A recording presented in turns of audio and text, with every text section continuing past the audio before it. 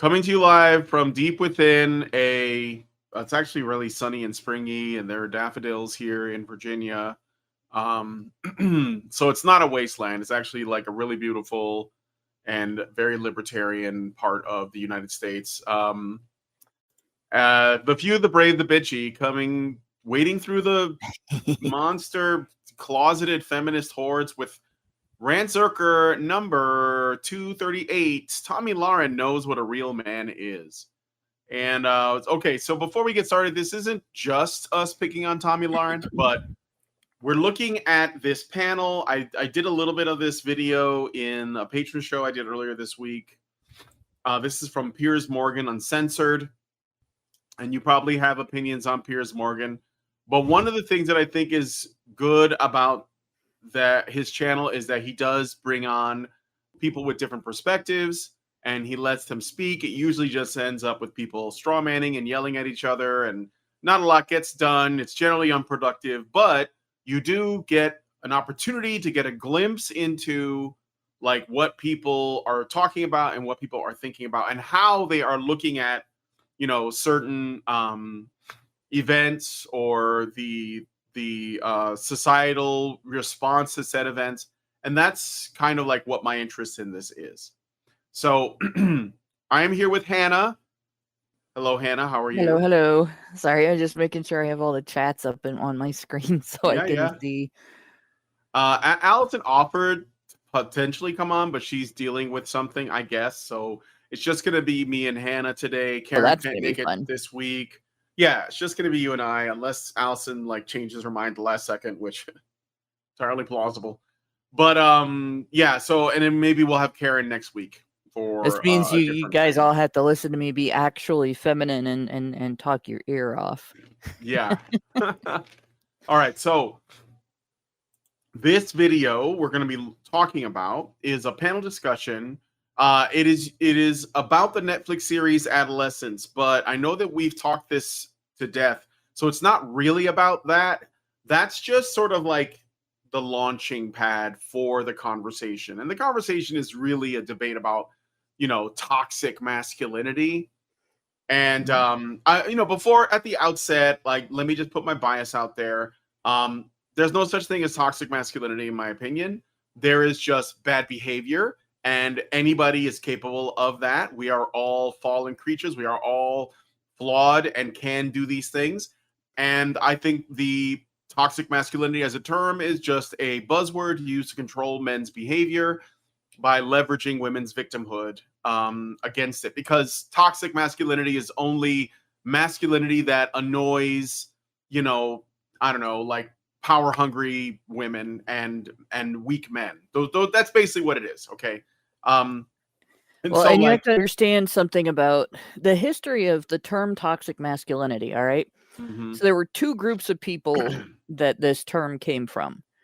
The mythopoetic men's movement looked at aspects of immaturity that you see manifesting more in society, thinking this is what makes a real man, toward boys versus, there are different aspects of human immaturity that girls will hold on to growing into womanhood, and that society normalizes in behavior of women. Pretty much social aggression, whereas with men, a lot of times it's more physical aggression. And how you handle your aggression is a lot of the basis for the idea of that toxicity. And so they were exploring, how can grown men who have matured and who are successful and have good, happy lives, how can we mentor boys in developing more mature responses to social pressures, to their internal pressures, to any impulses of anger and aggression and things like that. And that was a good thing. But they still looked to the feminine nature as a solution to that, which is not a good thing, because just because girls are more cowardly when it comes to overt confrontation and overt violence, where they might be at risk for physical damage, doesn't mean girls aren't aggressive, right? They're still just as capable as destroying another person as guys are. The difference is where a guy might do it with his fists, a girl will do it with the rumor mill, or she'll do it with organized social exclusion. Nobody's going to sit with Karen today because we're mad at Karen. You know, the "you can't sit with us" meme from Mean Girls is actually pretty accurate. And it's all about social control, and it's all about immature means of handling, you know, your internal conflicts and your external conflicts. Well, then you have the other end of it. There's a prominent feminist in Australia, goes by the name of Rayon Connell. Rayon Connell was Robert Connell first.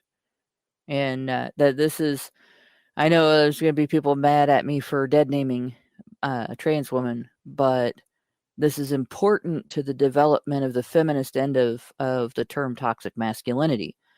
Because for Robert Connell, masculinity would have been a prison, right?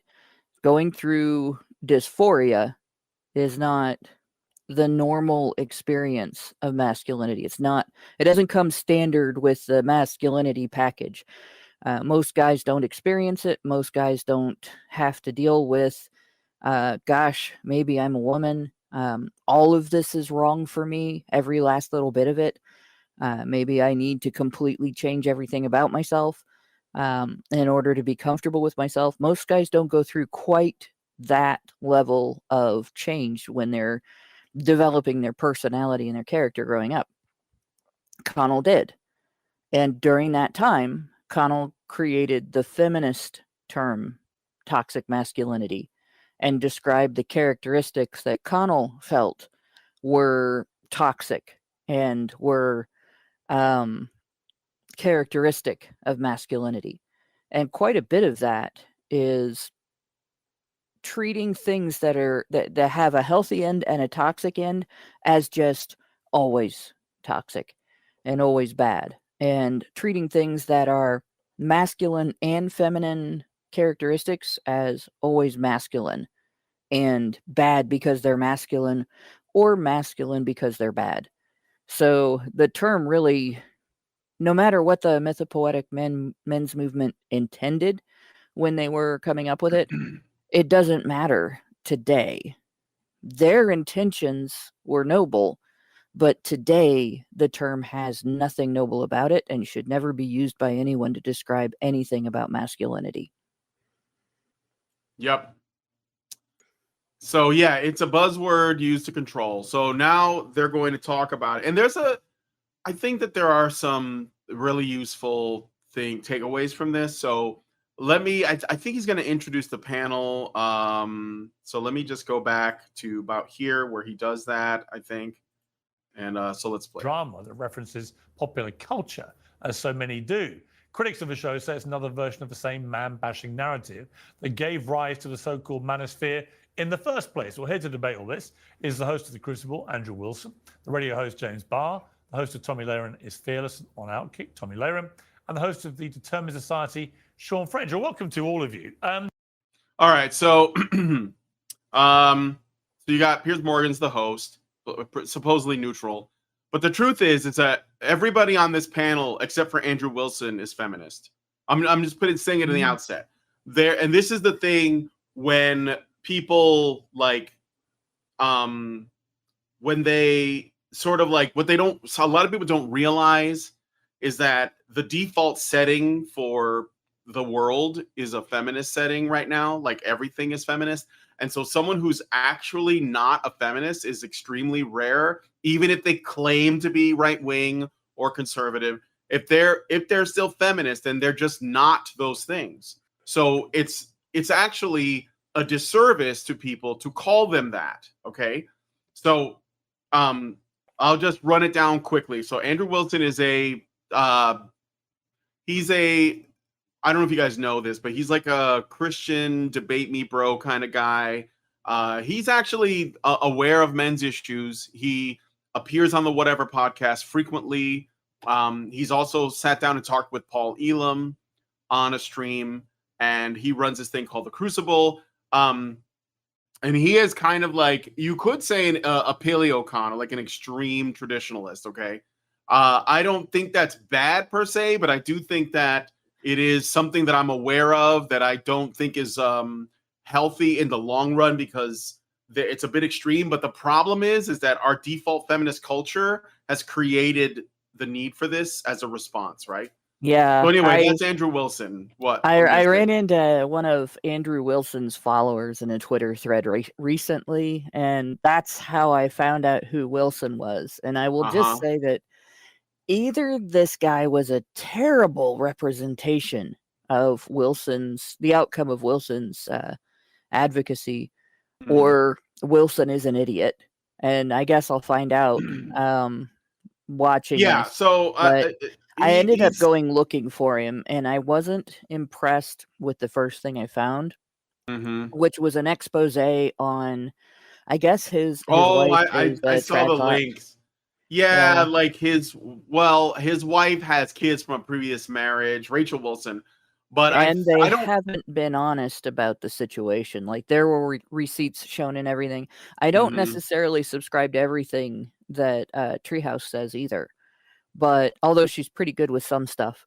But that showing the evidence was what really convinced me. Like, this guy may have some good things to say, and he may have some bad things to say, but he's not somebody that I'd be like, man, I really trust everything this guy says. I'm going to listen. No, for Without, sure, for sure, like, that's for sure. where I would say that about Paul Elam. I really trust everything Paul Elam says, because I've had a lot of experience listening to him, and he's got a lot of wisdom. And it sounded from the conversation I had in that thread with other people, other people had familiarity with his discussion with Paul Elam. It doesn't sound like Paul Elam was intensely impressed by this guy either. So they've got 4 feminists and non-feminist light. So no really, truly, like, he's still gynocentric. Yeah, perhaps. I mean, I'm not gonna make any claims one way or the other. I'm just saying he's the only one on there I would say is not. Yeah, he's the closest you get to being part of the really wide awake manosphere that understands what's going on.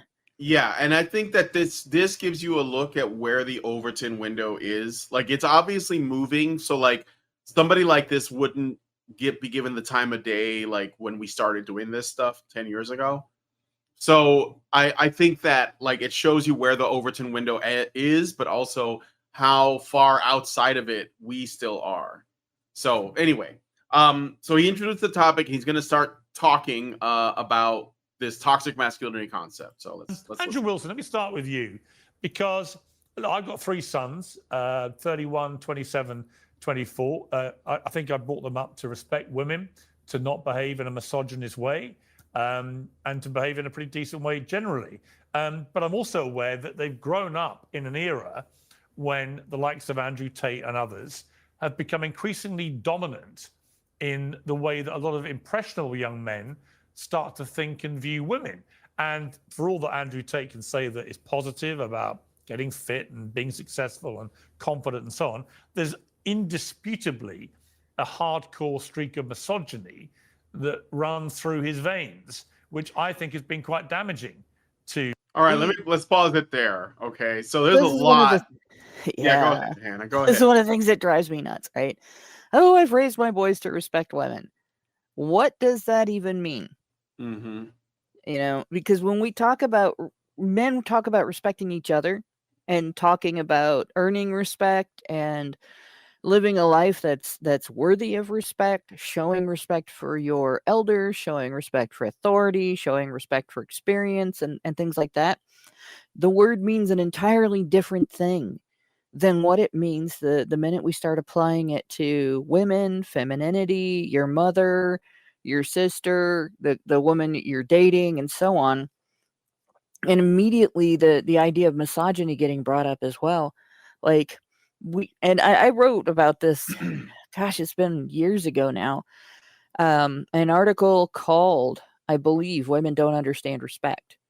And I'm going to have to revise my statement, it's not just that women don't understand respect. It's that when women are the subject, most people stop understanding respect. Even if they understand it when they talk about it any other way, they stop as soon as there's a double X in the room.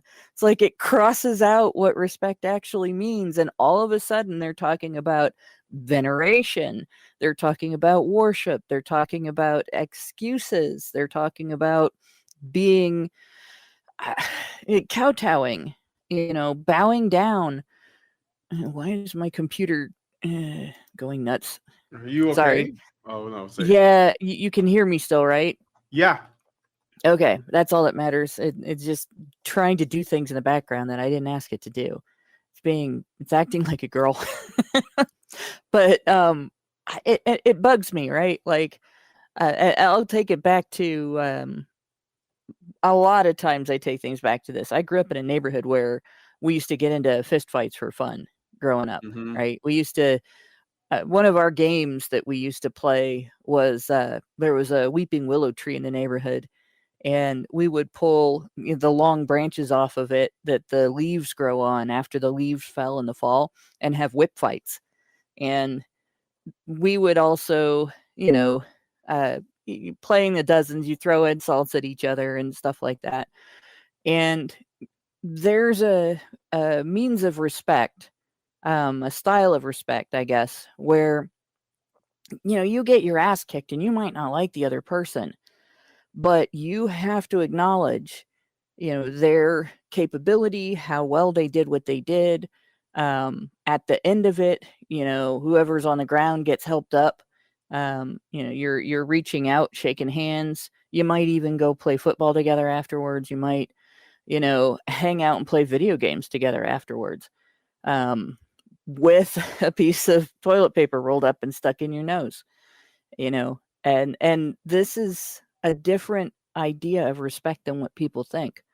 And so when men bend over backwards to venerate women who have done nothing to earn it, they're not demonstrating some great level of character. They haven't demonstrated some great level of skill, knowledge, capability, wisdom, hardworkingness, and nothing that merits respect. No demonstration of respectability just because they're women. That's not respect. That's idol worship. And it's unfortunate that this concept that is idol worship has been accepted by not just feminists, not just overall gynocentrists in society, but even traditionalist people, even people who have this idea going back in time of this is the way families always were, and this is the way life has always been, and we should continue it because it's the most stable structure and so on.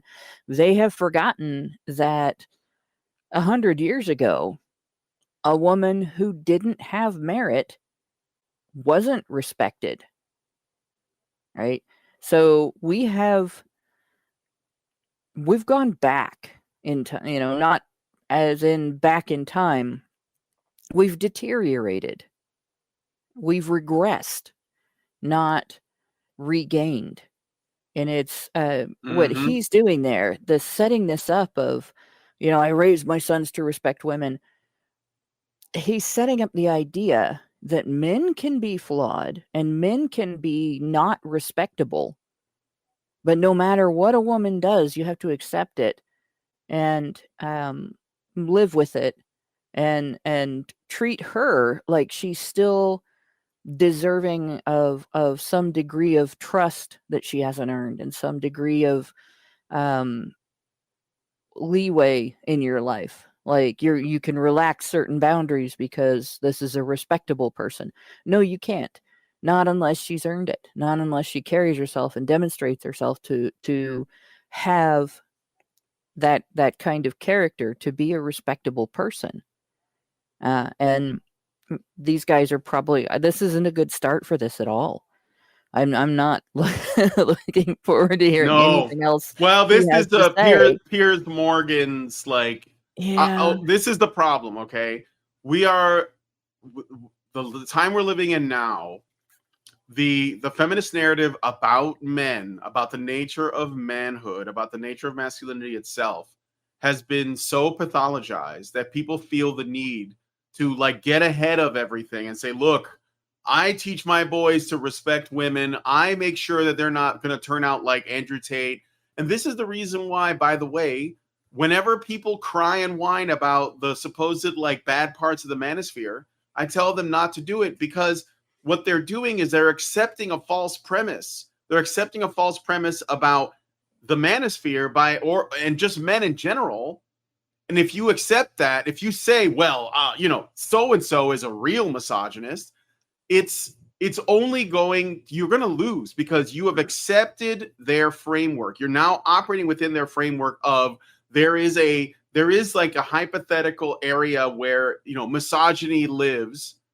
And all men, any man at any point is in danger of moving into that hypothetical area, because you have accepted the terms, you have accepted the premise that exists. It's like saying, well, I don't know, I don't want to get into it, but when you do that, when you say, well, my people are not, like if Andrew Tate died tomorrow and just like if he just spontaneously combusted like the drummer for Spinal Tap and was just gone, guess what?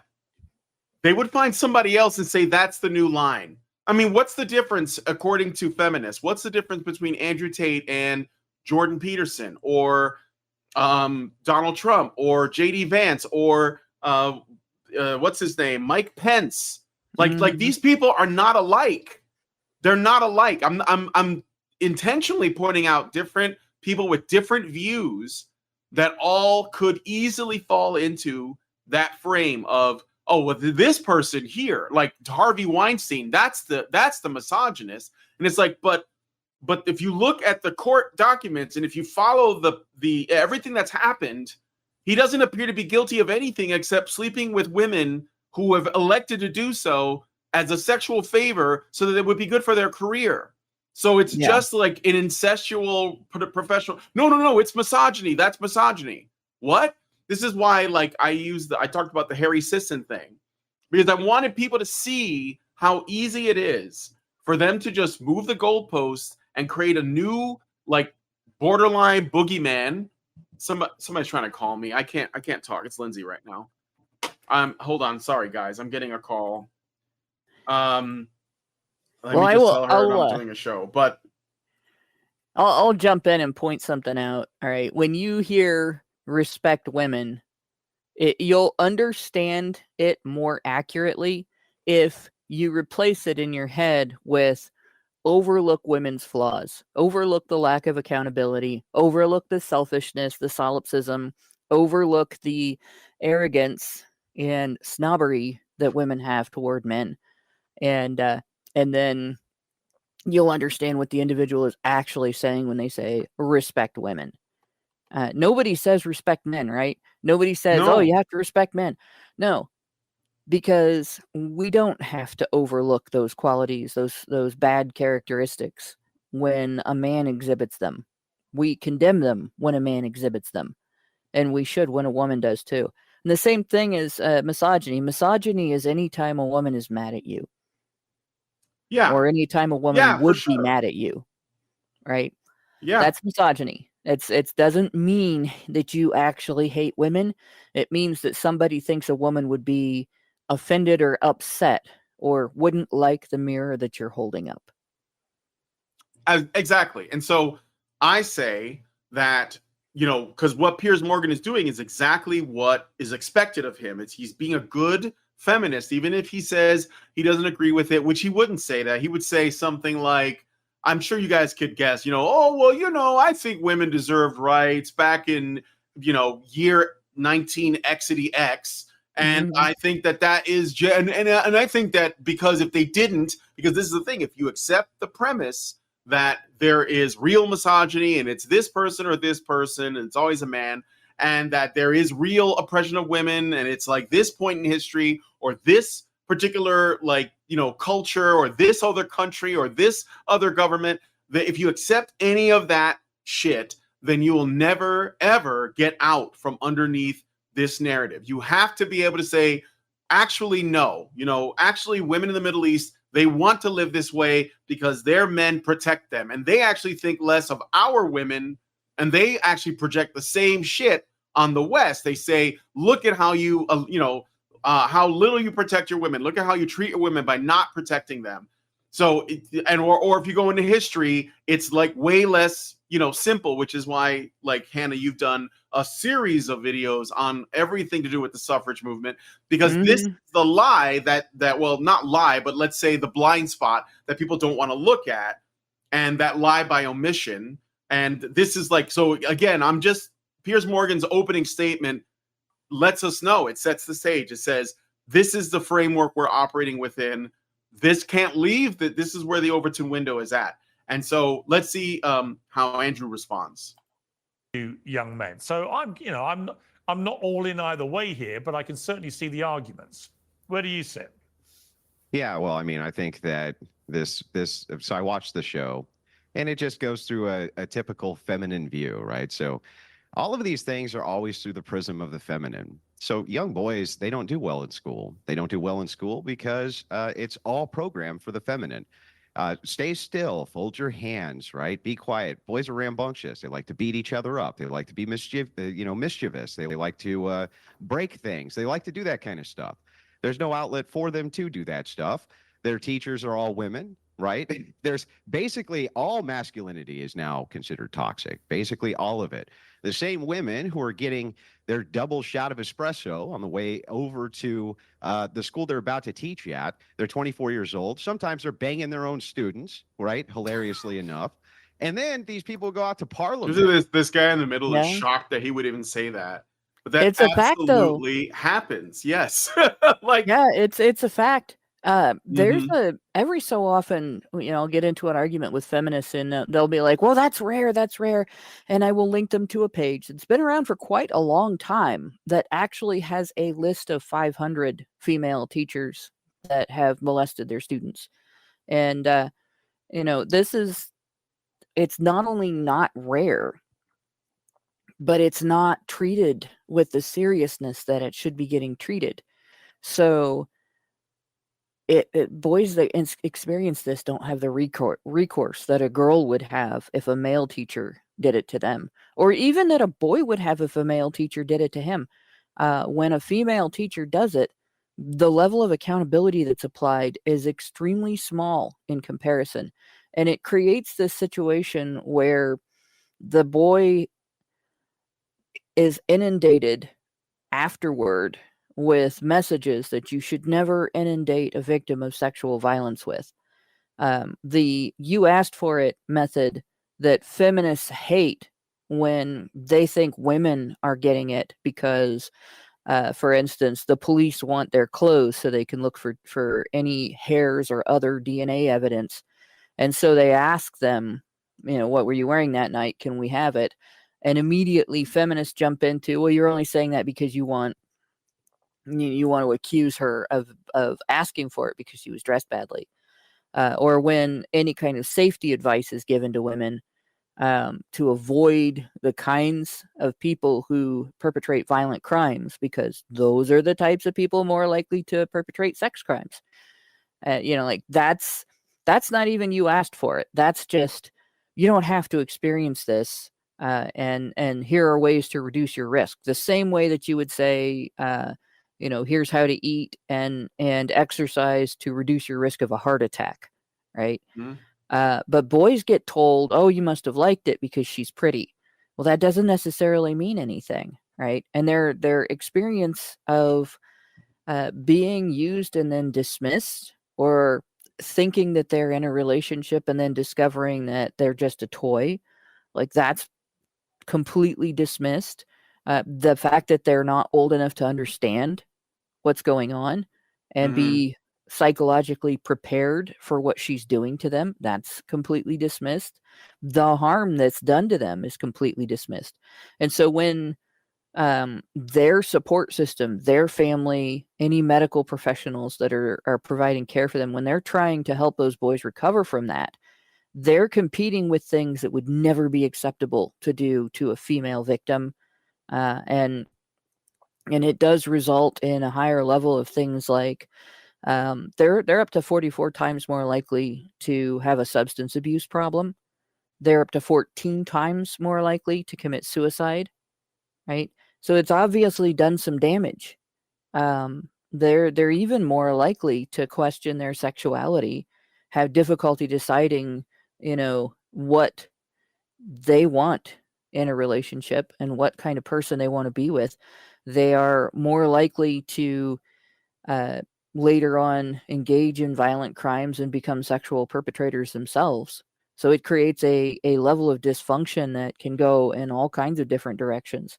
And Yeah. the trajectory of that kid's life can be completely destroyed. Absolutely. Well, yeah, I mean, like they want to talk about, I don't know, all the ways that men assault women and stuff. But if you look at the data, like the overwhelming majority, like almost 100% of men who engage in sexual misconduct or sexual assault have themselves been assaulted, and oftentimes by a woman in, Mhm. a position of power. So like I think I do have some critiques of Andrew Wilson's approach, because the problem is that I think that he's trying to sell himself as a brand, right? He's been going on every place where he can to sell himself as a brand, and part of what helps his brand is to be really hyperbolic, really aggressive, but not that he's not rational, but he's really hyperbolic, and he tries to trigger people. If he gets people triggered by saying something, over the top or whatever, something hyperbolic, then it probably gets him like a more, a better, like more followers, because the people want to see him own people online.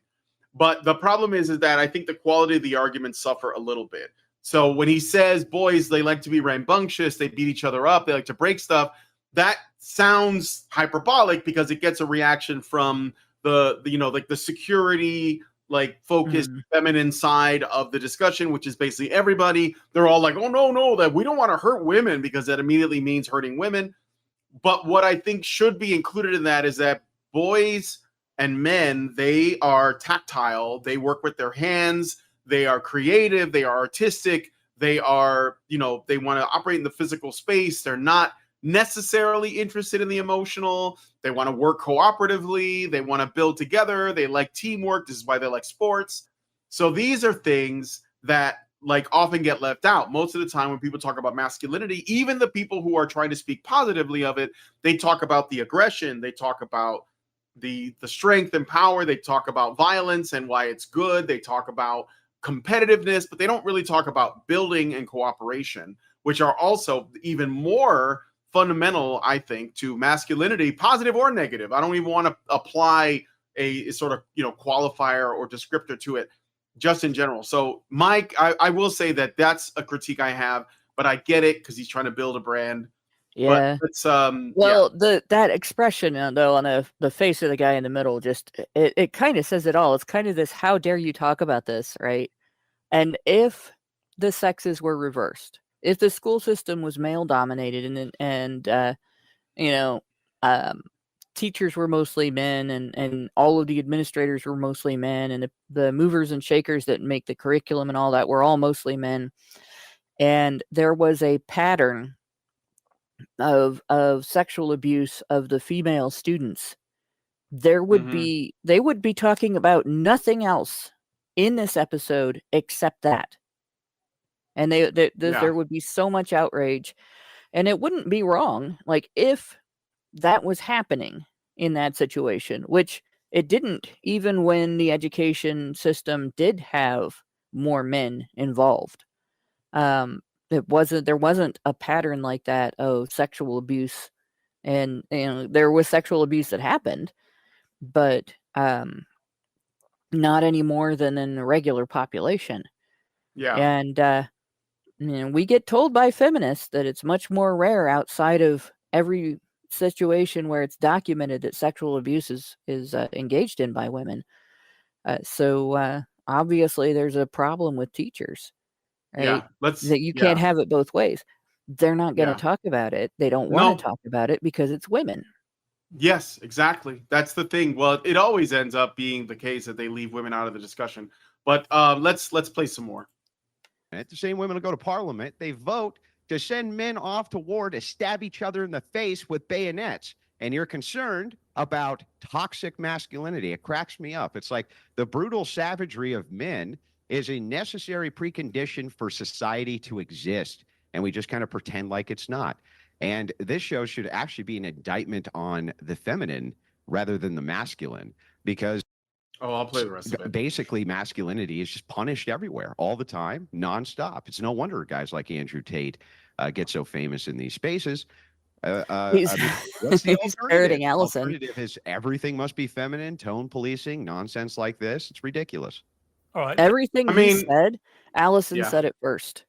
Oh, everything we know he that. said there. Yeah. Well, except for the bayonet thing, that's a little bit. I don't think he realizes that war has changed in the last 100 years.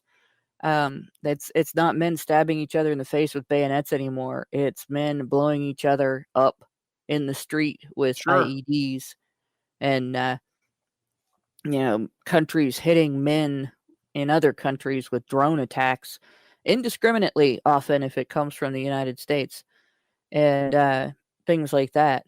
But yeah. Well, I mean, like, I think, you don't even get that, to see it coming. It doesn't have the same, I don't want to say honor and respect, but it is. I don't want to glorify war, but it is a change that has occurred where there did used to be some understanding of the other side, and some man-to-man. Like, if you go back and you read what was written by men who went to war in World War I and World War II, they had a respect for the humanity of the men on the other side. They could see them in front of their faces, and they could see that what they were doing involved killing a man or being killed. And today, you don't necessarily have that. You're on a computer sending a device to kill, or you're in a truck going down a road and you don't know if you're going to run over something that's going to blow the truck up. And it's not always man-to-man anymore. It's just terror. Yeah, so there was a huge difference. That's true, something but that I he think doesn't really touch on with that. Yeah, but I think his point is that regardless of how it's done, it's men that have to do it. And women are the ones who vote for it. Exactly. So that's the real takeaway. I get what you're saying, but I think what he's saying is that it's hilarious, and I think it's true, that we're talking about toxic masculinity, the same group of people that will vote to send men to war. And we're ready to do that, by the way, right up until the election, because they wanted the right to kill their babies too. They were okay with us going to war with Russia, going to war with China or whatever, going to war with Palestine. They were okay with all of that as long as they were able to kill their babies. And it just so happened that men, who are the people who are going to have to suffer, came out and said, hell the fuck no, and finally spoke with their vote. So it is true that, like, it is ultimately because the living in the world is going to involve conflict. Unfortunately, it's just a reality living on Earth. And men are the ones that are expected to participate, and women are not. And yet women are the ones we listen to when it comes to, like, essentially deciding when a man is a man and when he is not. And so that's what the toxic masculinity is all about. So, brief reminder, by the way, in the last few years, numbers at least, and I haven't looked back much farther than that, but I think it's been for a long time, actually. Because of the abortion system, women have made being aborted the leading cause of death in the world. Yeah. The world. I started out talking about this as being an American thing, but America has imported or exported abortion all over the world.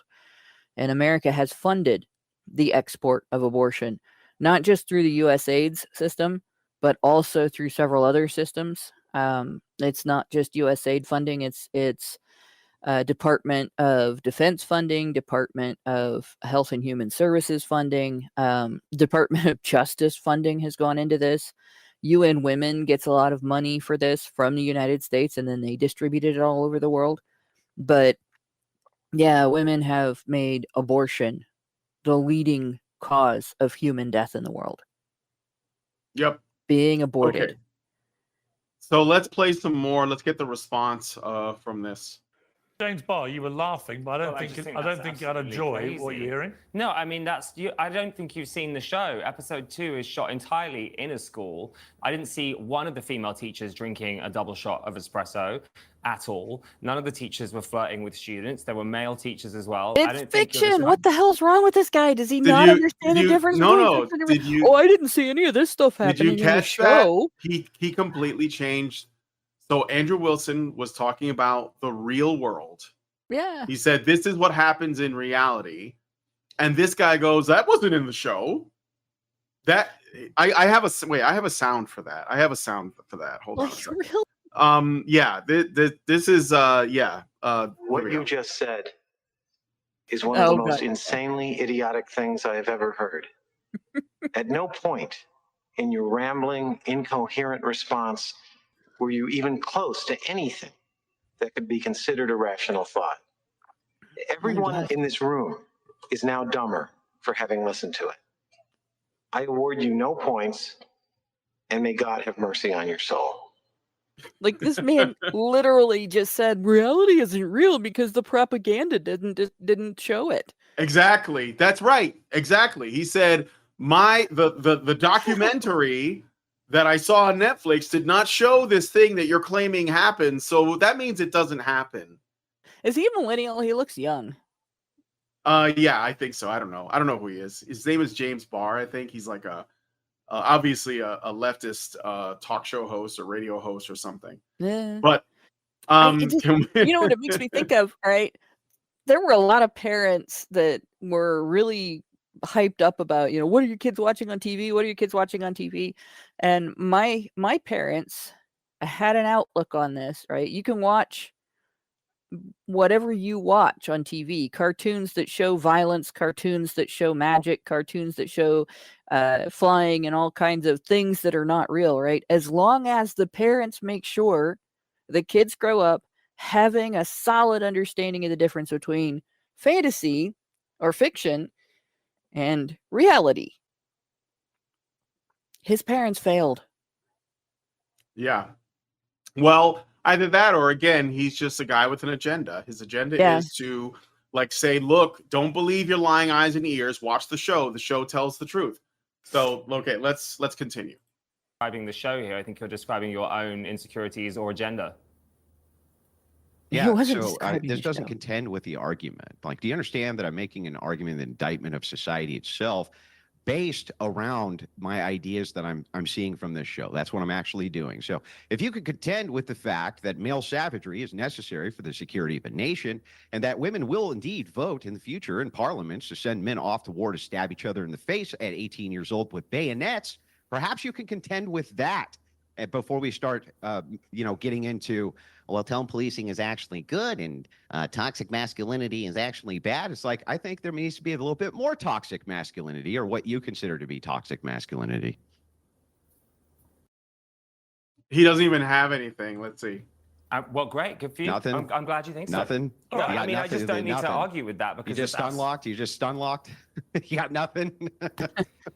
You're making up. You do seem unusually muted by that. Now he's like, I didn't say that. No, you're just like you're. Say that. I didn't say any of that. I know. Let's get to Tomi Lahren because this is where it gets juicy. I'm gonna jump ahead here.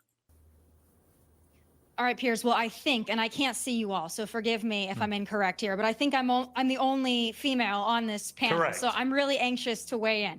Okay, so I think over the last probably 10 years, there has been what I call the pussification of men. It was everything should be about your emotions and your feelings, and men were emasculated, and this whole concept of toxic masculinity warped the minds of a lot of young men, and they felt masculine. They wanted to be masculine, but society was telling them they should be softer, that it was being toxically masculine if you wanted to play sports and chop wood and go to war. And so men were so emasculated and so beat down that then there was this revolution of what was actually toxic masculinity, the Tate brothers and others, which I feel as a female that doesn't represent true masculinity. That to me represents douchebaggery. And Okay, I'm just pausing it there. So, well, at least she didn't use the word real or the phrase real men yet. oh, she does use it. She does use it. Yes. So I want to know what's going wrong with so many women in the world that they think that so many of the men around them are not real. Like, What do you are mean? they hallucinating? Because I see like 4 men on that panel, and they all seem dramatically different from each other. Every single one of them is real. Yes. But I'll bet she would call at least 3 of them not real men. And I would disagree. All of them are real men. Every single man in the world is a real man. All right. Some of them are less mature. Some of them are more mature. Some of them have ideas that are misguided. Some of them are liars. Some of them are assholes. But they're all real men. Yep. Right. Some of them are great. Some of them are strong. Some of them are wise. It doesn't make the ones that aren't great, strong, and wise not real men. It makes them normal human beings. Most people have something to learn. All of your life, you have something to learn. You have character development to continue. And we seem to treat men like if they don't pop out of adolescence at the age of 21 or 22 years old, perfectly formed and totally finished in their development, as good of a man as they'll be at 96, for instance, that they're not real men, which is bullshit. Because women don't have to grow up. And the little bit that women are expected to grow up doesn't have to happen until after you have your babies.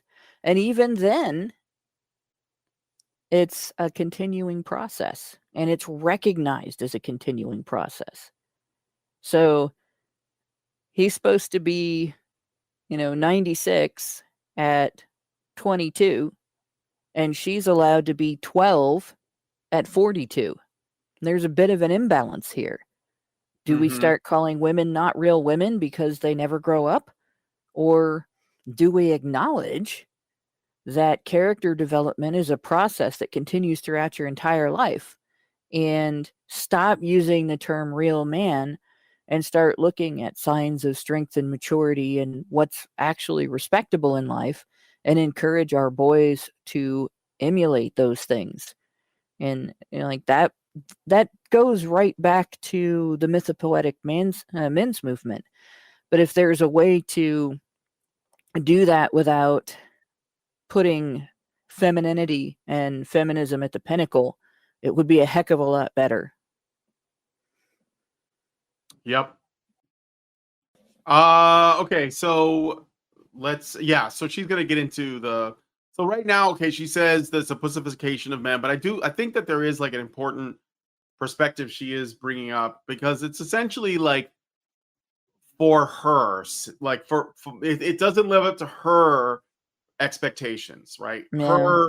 Her belief or her value system is what she's measuring. It's not that there is such a thing as a real man, like in general, which is like would qualify all of these men are real, even the gay man, but it's that it doesn't meet her qualifications, and that's why she doesn't like Andrew Tate or what she thinks Andrew Tate is, or anybody who ascribes to it. Again, if Andrew Tate spontaneously combusted today and he was no longer existed and he was like he was even erased from everyone's memory, they would just completely pivot to somebody else, because it's about maintaining the Overton window on what is acceptable for men to be.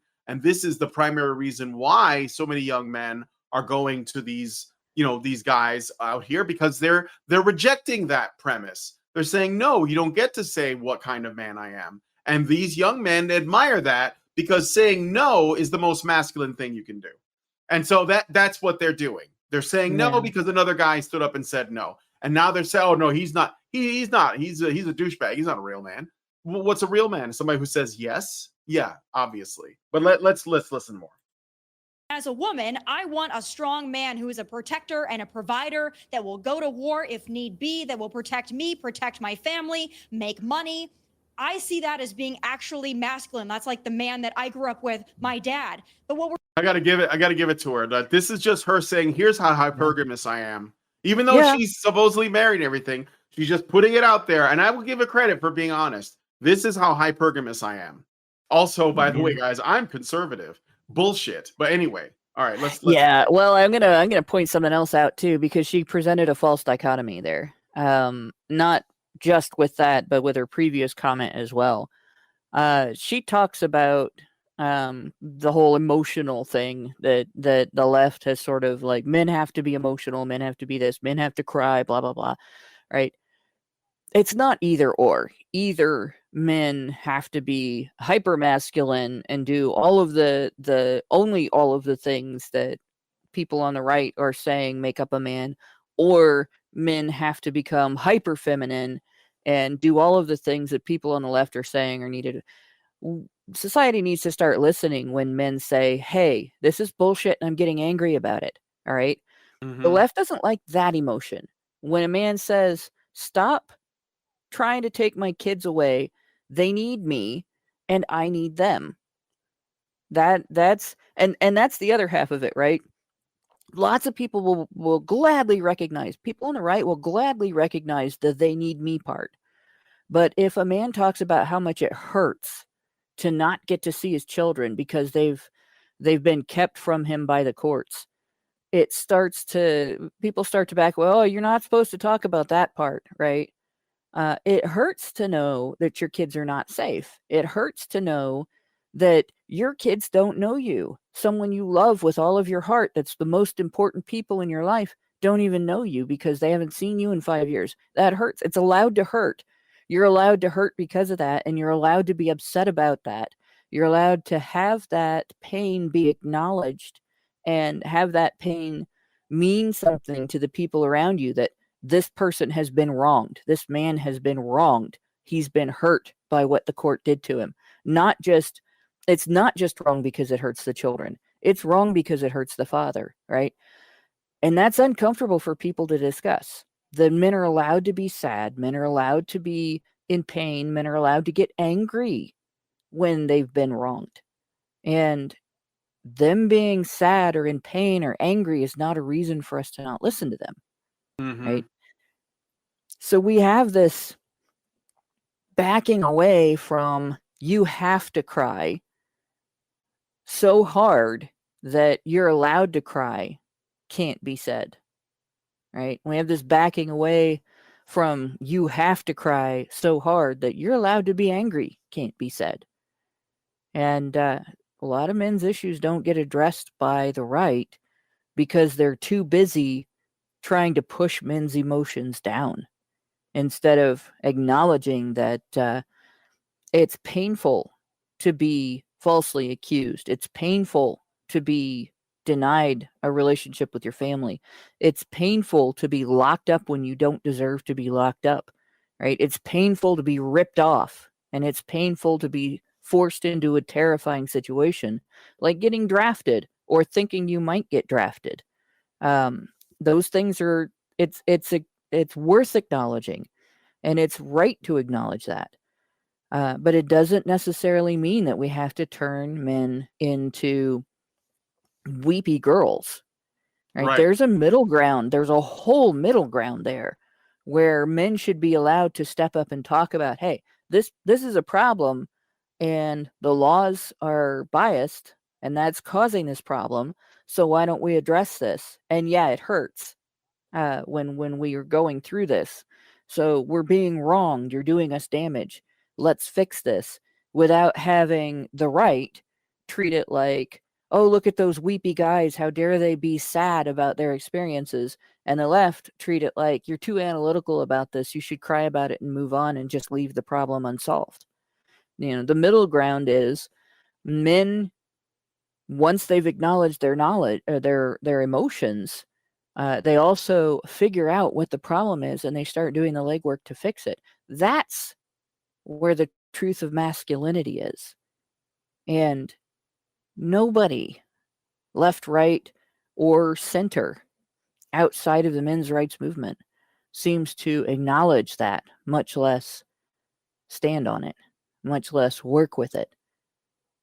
So I don't think I'm not, I don't like to hate on women who can acknowledge, that they have that hypergamy, or who can value masculinity, but I don't think that she's valuing it quite enough. Oh no, obviously not. Okay. She's just valuing the parts Well, that it's benefit just like her. exactly. That's just what I was saying. If she was, for her and for many, it's just not even like a left right thing. It's just women. For most women, it just comes down to like, what do I get out of it? And I don't actually have to offer anything, and I will demonstrate that. So is these young men who look at Andrew Tate and the Tate brothers and they see somebody who's just quite frankly a douchebag and disrespects women. And because they've been so emasculated, they're like, oh, great, that's a manly man. But that's not right either. So at some point, I think we'll go back to maybe meeting in the middle here. You can be a man who has feelings and emotions, but you can also go to war and protect and defend your family. I'm hoping we can get back there. But the two extremes right now, they're confusing men. And quite frankly, they're leaving women with few choices. And that's the real tragedy here. You see, the real tragedy is women being affected by it. That's the real tragedy. The thing that she said about the Tate brothers, I got to point something else out too, right? So I'm not going to call what they do and say disrespect. I don't think that's an accurate description of the term, right? Disrespect, it seems to me to be when you treat somebody with less respect than they deserve. And I don't think the Tate brothers do that. And I have seen the things that they say and do that women like to deem misogynistic, right? So I'm not saying that with any ignorance. What have women done to show the Tate brothers that they're better than they're being described? What are women doing today to show that they deserve respect? Oh, well, that's a good question. Oh, yeah. And go ahead. given these guys are right, I will say they're pimps. All right, why would you expect a pimp to respect women when his main experience with women is that they are selling intimacy or the illusion of intimacy for money? But that's the Tate his brothers, main experience. That's true, but the Tate brothers still, they measure their worth by their attractiveness towards women. Right. They're still gynocentric. They're still gynocentric. So right? what is the criticism here? And the women who work for them or worked for them or whatever, like they were choosing that. It's like the Harvey Weinstein thing. I'm not condemning them. I know, but I'm just saying it is a completely it's consensual. Everything contractual, consensual contract. Yeah. And like but you may not like it, but this is what women are drawn to if those are the guys that they're being successful with. There's this illusion that the overwhelming majority of prostitution that happens is forced. It's false. Mm-hmm. All right. Women get into circumstances because they have made stupid choices, that they start using drugs. They run away from home when they're a teenager because they're mad that their dad told them they couldn't go out with that guy. Right. And then they start getting into drugs. They don't go home when they discover that living on the streets is harder than living at home was. And then they get in with a bad crowd and they don't decide that the people that they're hanging out with aren't healthy for them. Right? Even girls that you would think of as smart. All right. I hung out with criminals when I was a teenager. Until I got hurt, and then I wised up and was like, all right, that was stupid. I'm not going to do that anymore. And eventually went to the police and ratted on a bunch of people who were doing some really stupid shit at the behest of adults, and got nowhere with it, moved on with my life, right? But a lot of gals, that's not what they do. A lot of gals, once they're in, and they just dig that hole deeper and deeper because they can't admit that was stupid. I made a boneheaded choice, really dumb. And the consequences are because I made a stupid choice. So I need to make smarter choices. Instead, they're a victim of everything that happens, right? Well, it's not my fault that this guy is terrible to me. Just because every opportunity that I've had to get away from him, I've gone back instead. Just because every time the cops have been called in, I've hidden the information from them and refused to testify against him and gone back to him as soon as I get out of jail and he gets out of jail and all that. No, you are stupid if you're doing that. All right? You are doing that to yourself. The minute that you accept, I'm not going to get, the help that's available to me. I'm not going to reach out and take that. I'm going to hide and sneak around and continue to associate with this person that's hurting me. You are being stupid. It's not somebody else's fault, right? Even if the guy's behavior is his fault, your tolerance of it is your fault. And that's the secret that people don't understand about prostitution, about abusive relationships, about every circumstance where some chick being loyal to a guy that's cheated on her with every skirt that has walked past, right? Every single incident like that, every single time like that, when you have the opportunity to get away, get out, and stop, go to rehab, go to therapy, anything but going to jail again and again and again. Yeah.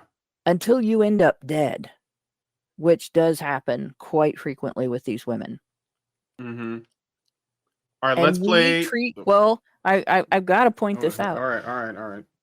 We treat, as a society, we treat the mini versions, the not famous versions, the regular, everyday, in your city versions of the Tate brothers like they are the bad guy from the Great Race. Like they are the dastardly dude from cartoons tying women to the railroad tracks. Like they went into neighborhoods where innocent girls that never had any exposure to any of this stuff at all are living, and just grabbed them out of their houses and turned them into prostitutes. And they're horrible, and all of the men that are involved in as consumers in this industry know very well that these were just poor innocent little things that had been grabbed out of their poor innocent little homes and tied to the railroad tracks for their pleasure. We act like that's the situation, and the women have no agency. And as long as that's going to continue, in circumstances where women have less agency, where they are kidnapped, where they are sold, where they are trafficked in foreign countries and things like that, we're not going to stop it, because we're not going to be able to tell the difference, right? And we're not going to be able to hold women accountable for not taking help when they need it. And so they won't reach out. They won't go to rehab. They won't tell the police who's abusing them, and they won't put a stop to their circumstances. I don't expect anybody to like what I just said, but I do expect some people to think about it and consider. The next time you hear somebody talking about how the Tate brothers don't respect women, maybe it's because women have demonstrated to them over and over again that when they're not con artists, when women are not prostituting themselves to make money from dupes, that they themselves are dupes. Mm-hmm. Why would anybody respect that? All right, let's play some more of the video. If you guys want to send us a super chow, go to feedthebadger.com/just the tip and put one through. I really appreciate it. I'll read it on the show. I did get one yesterday, or we did get one yesterday after the show was over. Laptop 215 gives us $5 and says, "Fun fact: feminism requires that you attribute malice to men as a group." Thank you. We knew that, yes, but thank you for the super cow laptop. All right, so let's listen to. I think Andrew's going to respond to Tomi Lahren's comments here. I completely agree with you, but Andrew, you were shaking your head quite vigorously. Why? Yeah, well, I mean, it's just more feminine or feminist nonsense ultimately. And the covert feminism in society is big, especially on the conservative side. So here's what happens, right? Women need to have feminine virtues for men to be pursuing masculine virtues, for you to say things like, well, men, what I want is for men to protect me and I want men to make money. Well, that's great. What that ends up doing is it gives you a set of privilege in society. What do men get? Look at her face what fall. do men get for doing that? Yeah. Yeah. I know. And this is the thing that like this is really like the thing that's hitting the nail on the head. Well, it's the bit that makes people the most triggered. When you say, what are women's duties? What are women's virtues? What are women bringing to the table? However you want to frame it. Everyone gets so upset, no matter what, even the most reasonable people. They're just like, I can't believe that you're even proposing this.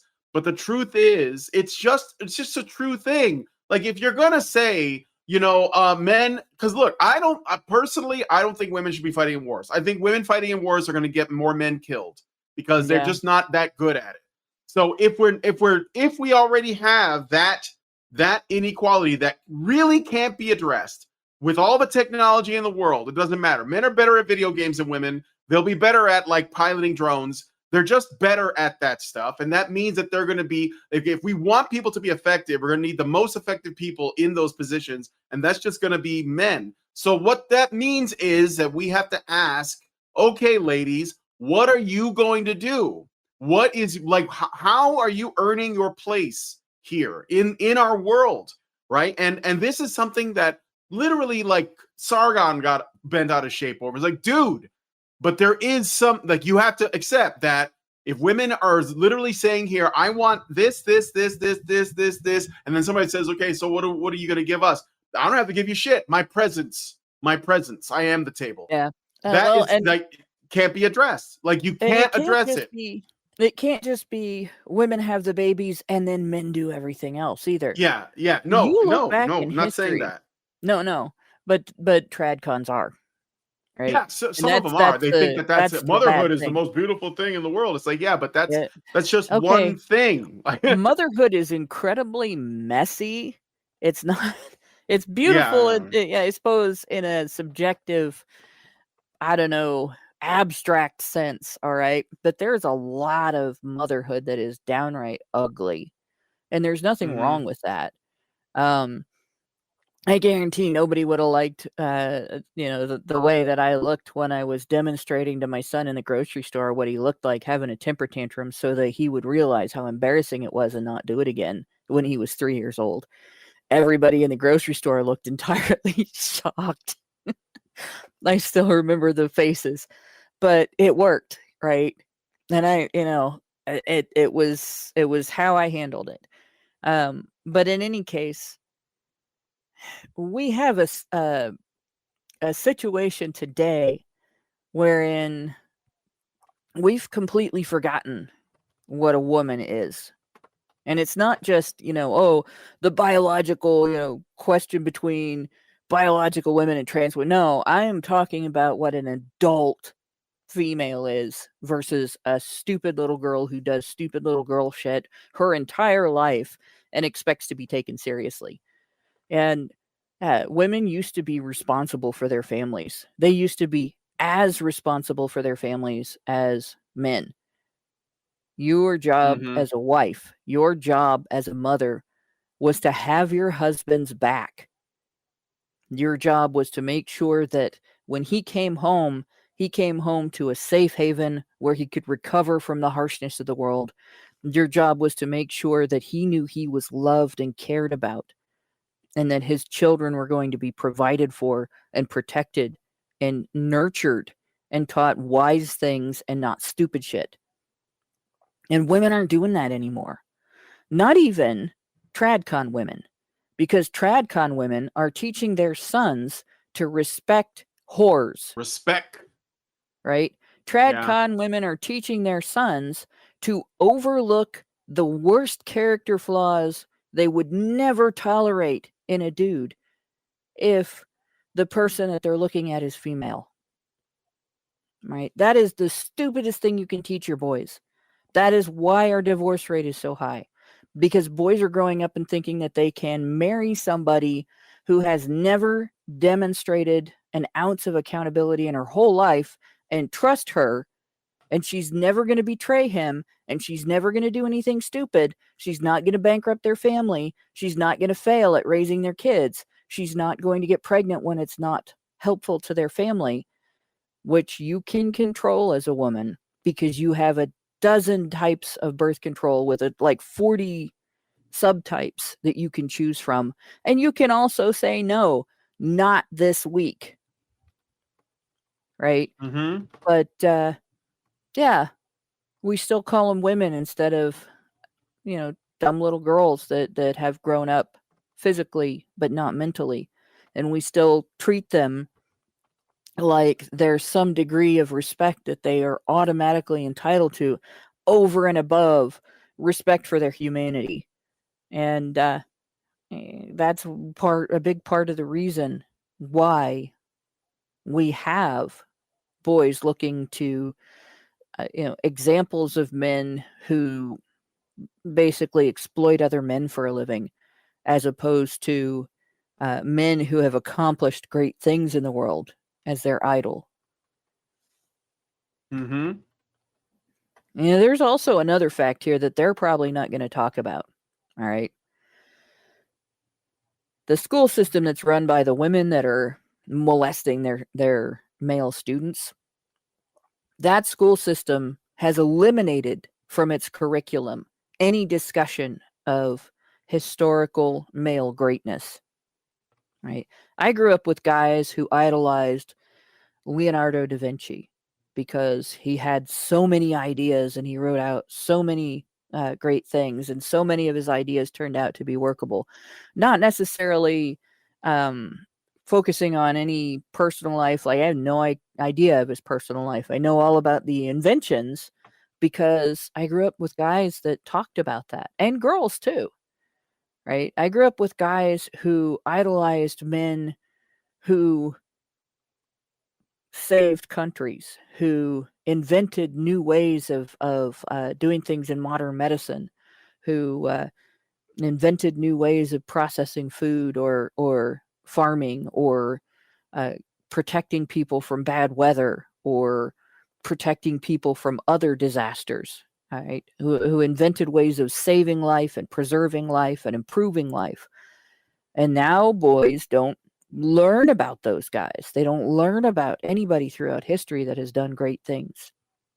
And instead, they learn what terrible leaders their countries had throughout history, and what terrible things their countries have done throughout history, and how we owe other countries some sort of apology and allegiance for having been successful throughout history. And then they get told what terrible people they are for being boys. Well, it's no wonder they're looking around social media and finding the guy that is making the most money, or getting the most women, and say, well, I'm going to admire that guy. Who else are they going to look at?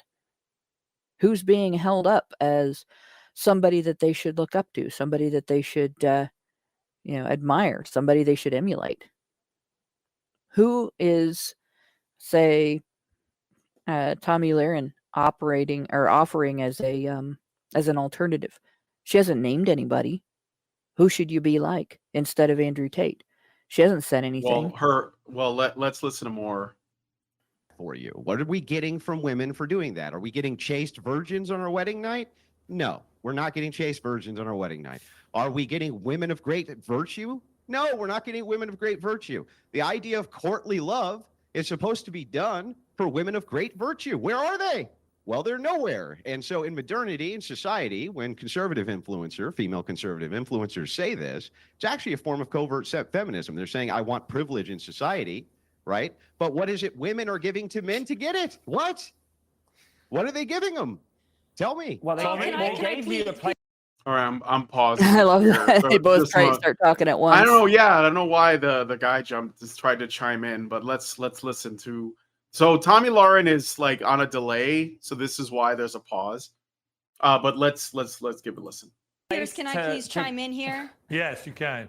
And then James can, and I'll come to you, Sean. No, I would love to. I love this whole thing of like, if you're a female conservative and you don't believe that men should be douchebags, that all of a sudden you're a covert feminist. Call me a feminist. I really don't give one crap one way or another. But I can tell you this, a lot of these men, these podcast hosts on the right that like to think of themselves as these big masculine men, and what am I getting out of it? I can tell you this. There's that feminism. All right, I believe I'm a woman of virtue, coming right? out.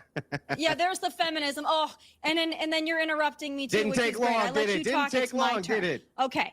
Yeah. Oh, I'm sorry. Did you want to speak So, over a man? yeah, I don't Are care you if a you call me. strong, I don't independent really care woman? if you call me a strong, feminist. independent woman. Yeah. Yeah. You're actually interrupting me. I didn't interrupt you when you were spewing your bullshit. So now it's my turn. Okay. You mean the truth? Like I said before. So What? That was great. Well, again, there's a delay, so like she thinks he's talking over her, but he's just speaking after her, and it's confusing. I believe Yeah. there we go again. Piers, I'm a woman of virtue. I happen to be independently successful. I have a husband who's not only a former professional athlete, but is currently a professional baseball coach. So is he not a masculine man? I mean, I'm confused here. What's your concept Don't you of a understand that masculine man? misses the Mine is a point, man who that respects misses- me.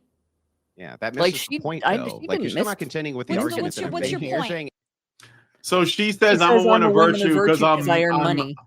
Because I'm a successful businesswoman and I'm married to a high value man. None of Yeah, those things so are she's virtues. like, Those yeah. are not virtues. So she doesn't understand what that is because she still exists in a materialist, like feminist framework, which he's completely correct about. Like She didn't say a single thing that she does for her husband. no, she doesn't. And that they're gonna keep hashing at this, and you're gonna see that she never really does understand like what it is she brings to the table other than her presence. And I'm going to inside be of blunt society, about this. right? She also didn't say anything about loyalty. All right. No. And I will say I've ragged on the idea of thoughts becoming virginal because now they're trad thoughts and everything.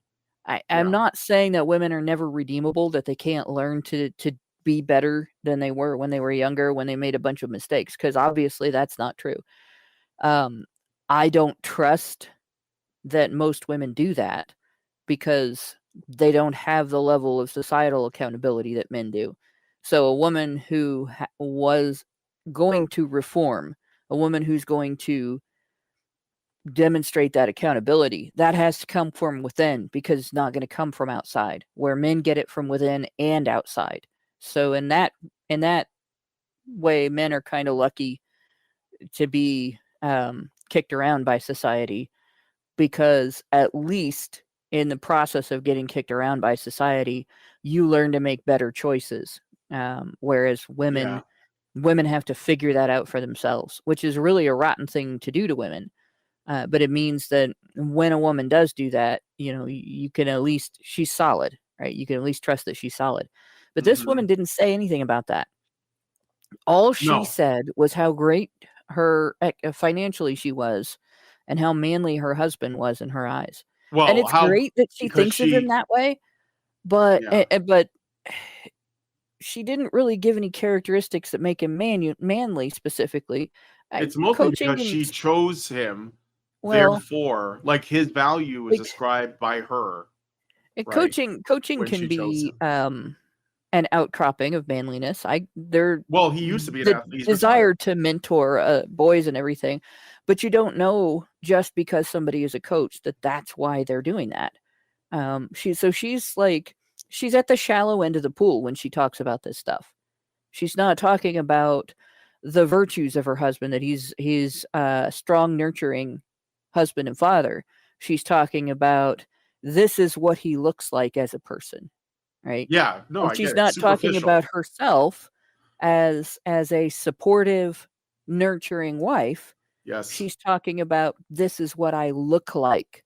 This is my public Yeah. image. Here's what I have. Here's my clout. Right. I'm putting my clout on the table.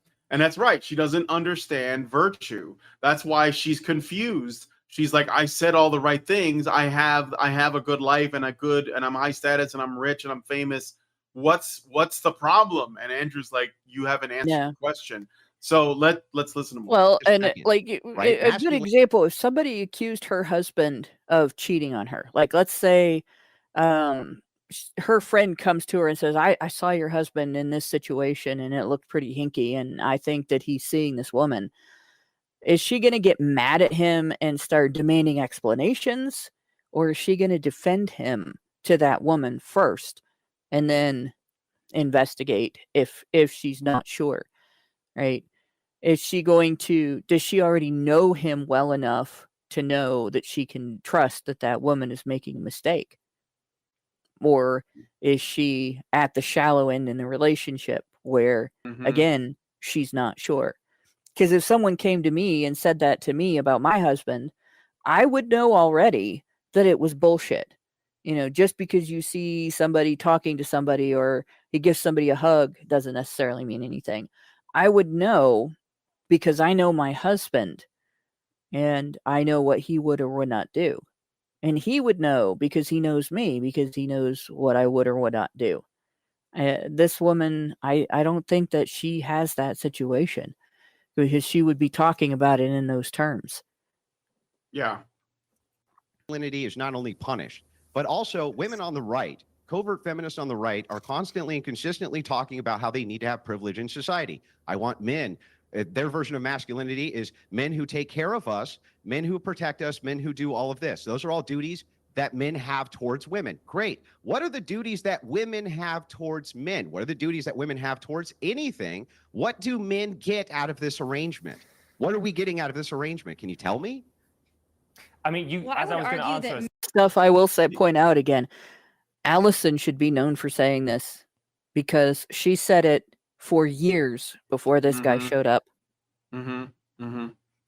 Well, Allison should probably go on TikTok and debate people or something. Like, I think that's how Andrew built his brand. He went he went into enemy territory and he debated people. So now he gets to go on Piers Morgan. It's not that That's what easy. it I was is. on TikTok. I signed up for TikTok finally. I would say December, right around the time I made the video, the parody of My Sharona, the My Vagina video, about people wanting to vote for Kamala Harris because she was female. And I signed up, and then I went to log into the account, and it was already banned for several violations after just putting in my name. Yeah. Yeah, no, I mean, I'm not. She maybe might I got be able to do it too specific anonymously with TikTok, but like you just have to go and debate feminists online somewhere, and that's what Andrew does. And yeah, I agree. Allison would demolish people if she did it. Oh, she would. Yeah, let's continue. Men innately should be protectors and providers. Hang on one second. Let Tomi Most respond. men are born that way. Let Tomi respond to that, and then I'll come to you, Jez. And then Sean, you've been waiting patiently. So most men are born to be protectors and providers. I can't imagine my dad saying, you know what, to my mom, you know what, I'm not going to be a protector and a provider unless you do this. That's not how real men operate. Real men are protectors and providers, and they marry women who hopefully have some virtue, but also bring a lot to the table as well, that are great mothers, great wives, caretakers of the home. There's nothing wrong with being a traditional wife and mother. You're misunderstanding me if you think that I think that women should just be out doing whatever they want. I think that there are gender roles that should be respected. But I don't think a man needs to get something I don't think the delay is causing him to talk over her. A protector and a provider. If you think you need no, I think he's choosing to talk over her, but she won't hear it until he won't hear it on her end until a little bit later. Yeah. I think she deserves it though.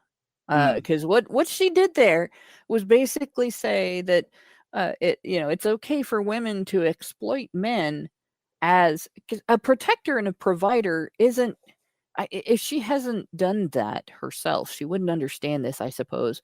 It isn't just some easy, like, you get up and you go to work every day and you go home and it's done. It's every minute of every day. The amount of stress, women don't understand the amount of stress that goes into being the head of household, being responsible for everything, being the person who doesn't get sleep at night if the bills are tight, being the person who doesn't get sleep at night if the neighborhood is not great and somebody might break into the house because somebody broke into the house down the street, right? Or your car got stolen twice in 4 months in the neighborhood where you live and you can't afford to move someplace else. And, these are things that, honestly, I didn't really understand when I was growing up, exactly how much sacrifice and stress and pain and suffering and anxiety and agony went into being the father in the household that I grew up in. What my dad gave up to be a man and not a little boy, right? And trapped in a man's body. And I didn't really understand growing up what my mom gave up to be an adult woman instead of a little girl either. But because I married a divorcee whose ex-wife wanted every stinking little penny she could get when we were going through our child rearing years, when we had our son at home. And so I was the sole breadwinner for our house for years because the government took every penny he made and gave it to her. Every penny they didn't keep for themselves, right? And they actually dipped into my income too. And not through, garnishing my wages, but by coercing me into signing away my tax refunds every year. And it was coercive. You have to consent to this is not consent. You have to consent to this or your husband will go to jail, right? That's not consent. That's coercion. And so I learned what it was like to be the person who couldn't sleep at night if the bills were tight. And I learned to, what it's like to be the person who couldn't sleep at night if the apartment wasn't safe, because we couldn't move out. We didn't have enough money to move someplace better. I learned what it's like to decide you gotta get a second job, you gotta get a third job, or we're never going to be able to get out of this neighborhood where our vehicle has been stolen twice in 4 months and where there are 15 illegal immigrants living in the apartment next door, and they keep asking us for money. I learned how that is. And that's a tiny taste of what I've watched the men around me dealing with. And I learned to pay attention to that stuff because of my situation. I probably wouldn't have ever figured it out. Most women don't because they don't ever step out from behind that shield. Feminists think, and most women think, that we are no longer under coverture, right? Because we don't have the restrictions and we don't have the rules that we have to live by that coverture put on women. But men are still under coverture, and they're still restricted by it. They're still obligated by it. They're still pressured by it, and they're still oppressed by it. And honestly, these women that talk like her are a dime a dozen. But I'll bet 1 in 100 of them couldn't stand up to 10 years in poverty as the breadwinner for a family with a husband in it, because of the actions of the ex-wife, and still maintain their conservative attitude. Like they couldn't do it even without maintaining their conservative attitude, right? So yeah, I'm tired of hearing about real men. All men are real men. All men face those pressures. Men respond to them differently, but they all face those pressures. Where are the real women? That's a good question. All right, let's listen to some more. Nothing. Get So something she out had of nothing. it. I quite frankly don't So consider you a nothing. real man. Yeah, she have Okay. nothing. She have nothing. But we'll No women discuss have in a no moment duties, whether nothing. Andrew They just get Wilson is a privilege. real man. Piers, But Piers, let's I go to- offer nothing. I offer nothing.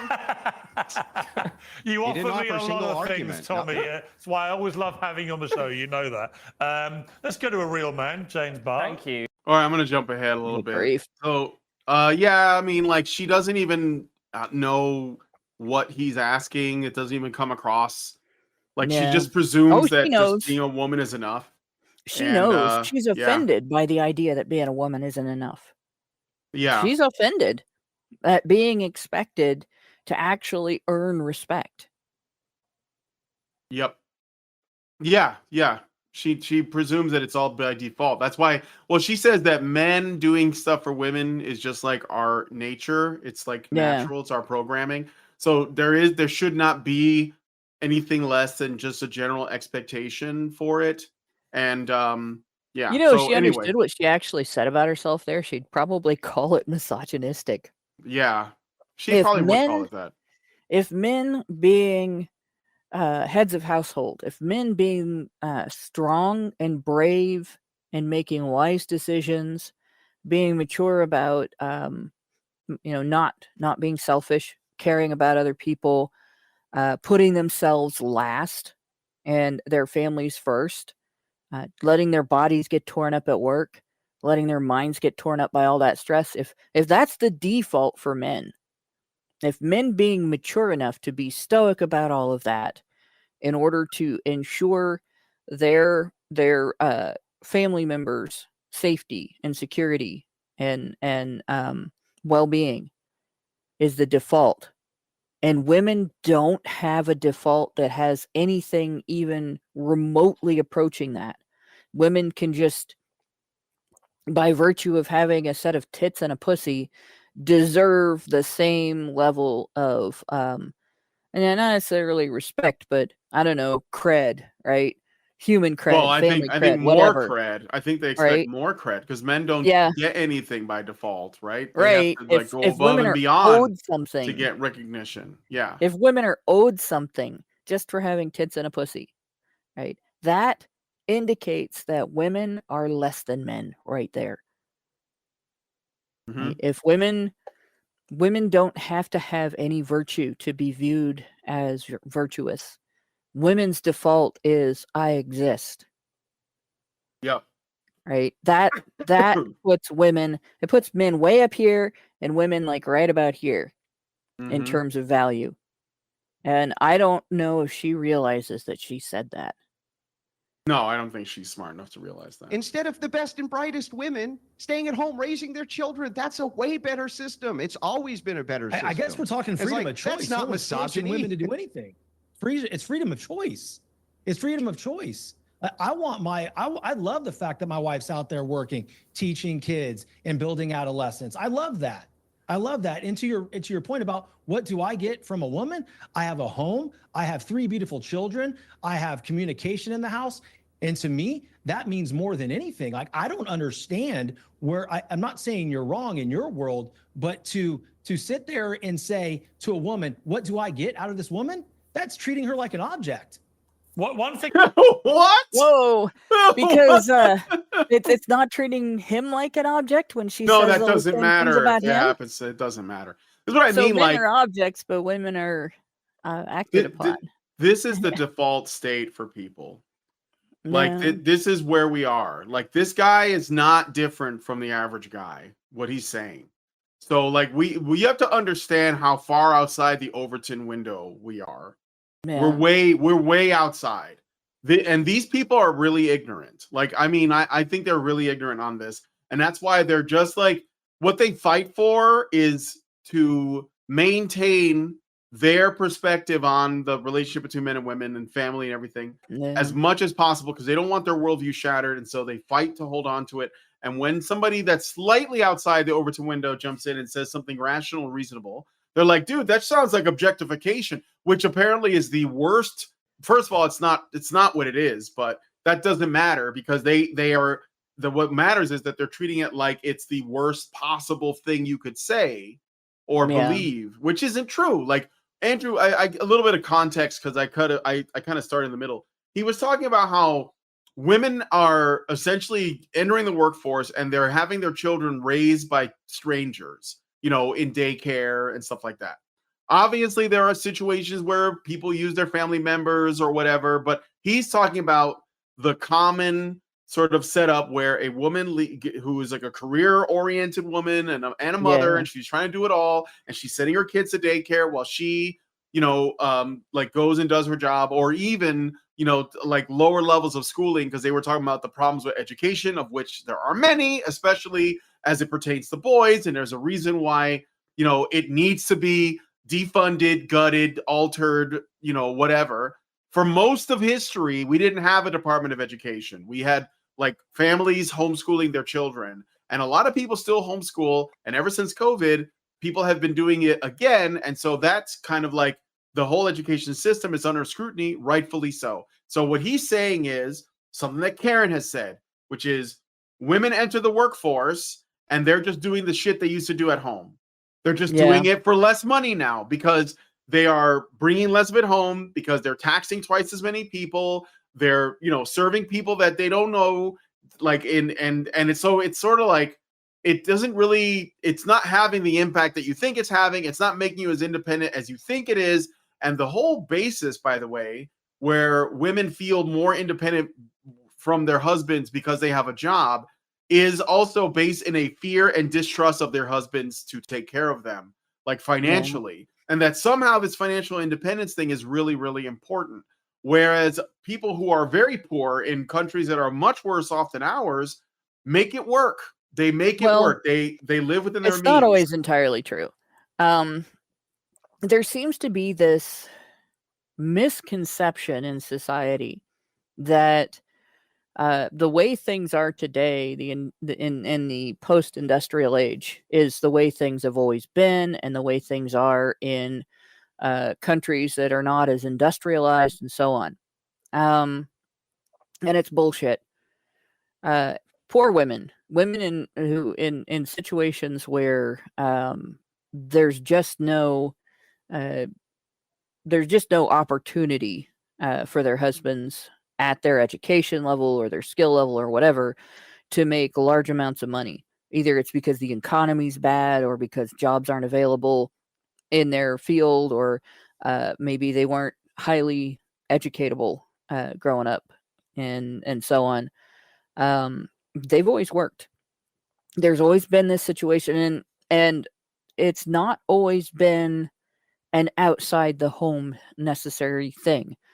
Like, historically, not everybody that worked and earned money went to a job somewhere away from their home.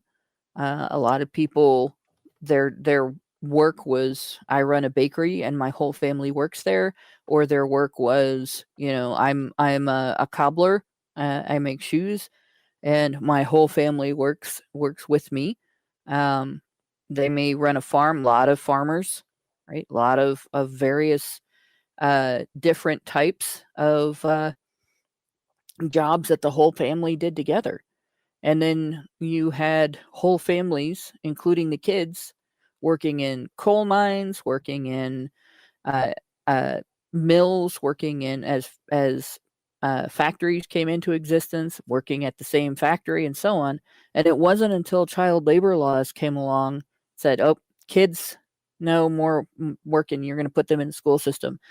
And then labor laws came along, like women worked in coal mines until Queen Victoria decided that that was too unfeminine and changed the system. And then they had to work outside instead of in the mine. And you know, these things evolved very broadly and very differently than the way that modern conservatives talk about it. They talk about it like there's always been a workplace away from the home that the man goes to and the woman stays. Like we skipped directly from hunter-gatherer to post-industrial, man working in an office or a factory or you know, a sales floor or whatever, and the woman staying at home, 1950s, and everything that happened between prehistoric hunter-gatherer societies in the 1950s just doesn't exist. Our society, Western civilization, it evolved through a variety of different ways of living and different ways of working. So the idea that women who work can't also engage in homemaking and caregiving for their families isn't true. What is true is that when women put work first, they cannot also put their families first. You can only put one thing first.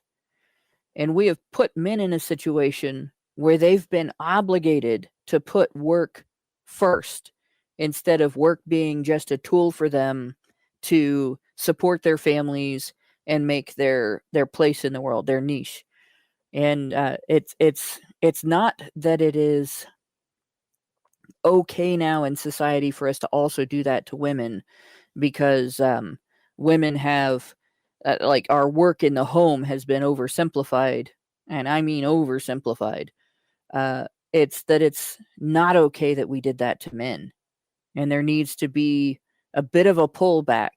Men and women used to be a team. Mothers and fathers used to tag team every problem that came along, right?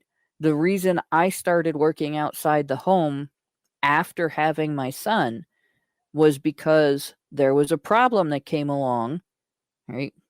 The government's taken all of his income. The only solution to that is for me to bring in income. And so that's us tag teaming. That meant he spent more time with the kids. And there was a lot of benefit to that. That helped the kids a lot. So there was definitely a good reason for it. And there was definitely benefit out of it.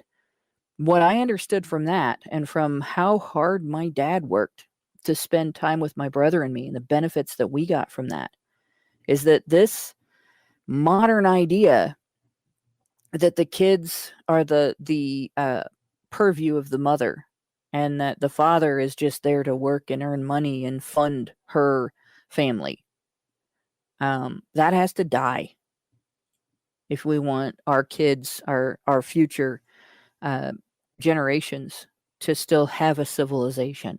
That's not how our civilization was built, and it's never going to survive that way. Men and women need to get back to tag teaming in their relationships. They need to get back to tag teaming problems as they come along and working together, and stop arguing over stereotypes as if they're real and historically accurate descriptions of how we live and how we were made to live, because we're never going to survive doing that. And that's all I see these guys doing. There isn't a single person on this panel who isn't promoting a stereotype. Not one. Mm-hmm. All right, I got a super chow, and then I'm gonna have to wrap it up because I got to go pick up Lindsay. So Great Indoors gives us $5 and says, during a presentation by the union that represents the sector I'm working in, they told us all the great things they were working on, like championing women's rights in the workforce. So I let out, what about men's rights? And a woman turned her back towards me and said, are you a real man? And immediately I replied with, are you a real woman? And she didn't know how to react.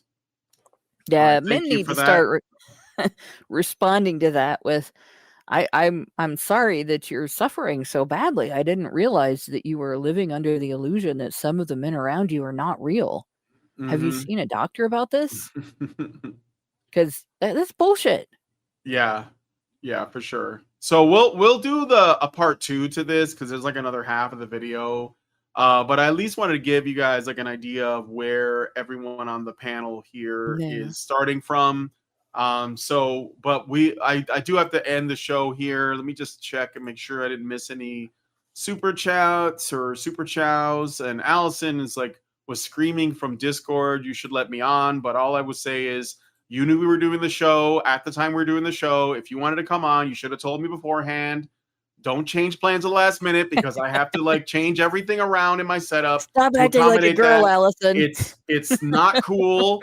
Tell me in advance that you want to do it, okay? So anyway, I got to wrap it up here though, guys. I got to go. So if you guys like this video, please hit like, subscribe if you're not already subscribed. Hit the bell for notifications. Leave us a comment. Let us know what you guys think about what we talked about on the show today. We'll do a part 2 to this. Maybe next Friday. I don't know. Well, it'll be 2 weeks for me. But yeah, it'll be 2 weeks for you. So maybe we'll do the other half with Karen. I don't know. Or we could just wait 2 weeks and come back. But by then, I feel like there'll be something else going on. So anyway, there always let is. us know. Yeah, let us know what you guys think about this one in the comments. And please, please, please share this video because sharing is caring. Thank you guys so much for coming on today's episode of the Rantzerker. And we'll talk to you guys in the next one.